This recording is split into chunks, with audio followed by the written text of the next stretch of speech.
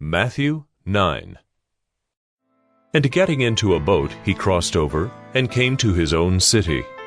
And behold, some people brought to him a paralytic lying on a bed. And when Jesus saw their faith, he said to the paralytic, "Take heart, my son, your sins are forgiven." And behold, some of the scribes said to themselves, "This man is blaspheming."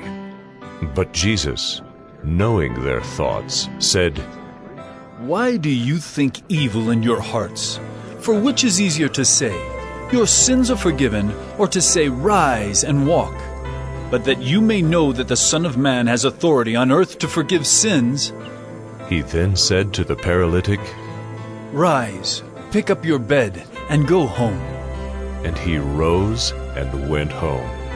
When the crowd saw it, they were afraid, and they glorified God who had given such authority to men. As Jesus passed on from there, he saw a man called Matthew sitting at the tax booth. And he said to him, Follow me. And he rose and followed him. And as Jesus reclined at table in the house, behold, many tax collectors and sinners came and were reclining with Jesus and his disciples.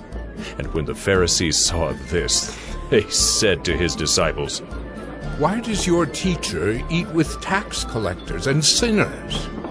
But when he heard it, he said, Those who are well have no need of a physician, but those who are sick. Go and learn what this means. I desire mercy and not sacrifice. For I came not to call the righteous, but sinners. Then the disciples of John came to him, saying, Why do we and the Pharisees fast, but your disciples do not fast? And Jesus said to them, Can the wedding guests mourn as long as the bridegroom is with them? The days will come when the bridegroom is taken away from them, and then they will fast. No one puts a piece of unshrunk cloth on an old garment, for the patch tears away from the garment, and a worse tear is made. Neither is new wine put into old wineskins. If it is, the skins burst, and the wine is spilled, and the skins are destroyed.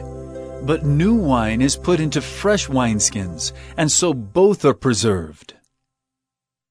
While he was saying these things to them, behold, a ruler came in and knelt before him, saying, My daughter has just died, but come and lay your hand on her, and she will live.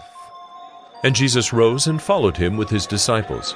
And behold, a woman who had suffered from a discharge of blood for 12 years came up behind him and touched the fringe of his garment. For she said to herself, If I only touch his garment, I will be made well. Jesus turned, and seeing her, he said, Take heart, daughter. Your faith has made you well. And instantly the woman was made well.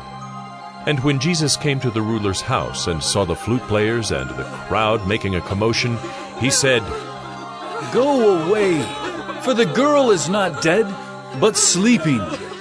And they laughed at him. But when the crowd had been put outside, he went in and took her by the hand, and the girl arose. And the report of this went through all that district. And as Jesus passed on from there, 2 blind men followed him, crying aloud, Have mercy on us, Son of David!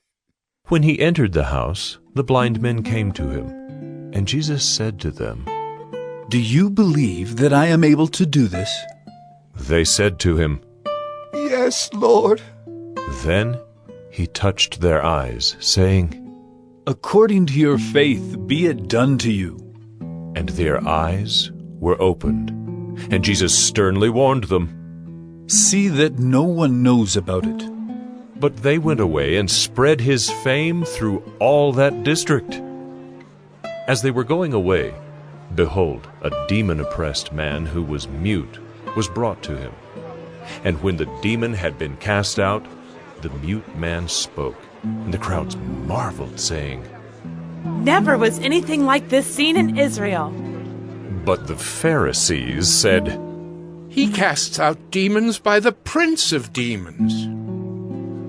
And Jesus went throughout all the cities and villages, teaching in their synagogues and proclaiming the gospel of the kingdom, and healing every disease and every affliction. When he saw the crowds, he had compassion for them, because they were harassed and helpless, like sheep without a shepherd. Then he said to his disciples, "The harvest is plentiful, but the laborers are few. Therefore pray earnestly to the Lord of the harvest to send out laborers into his harvest."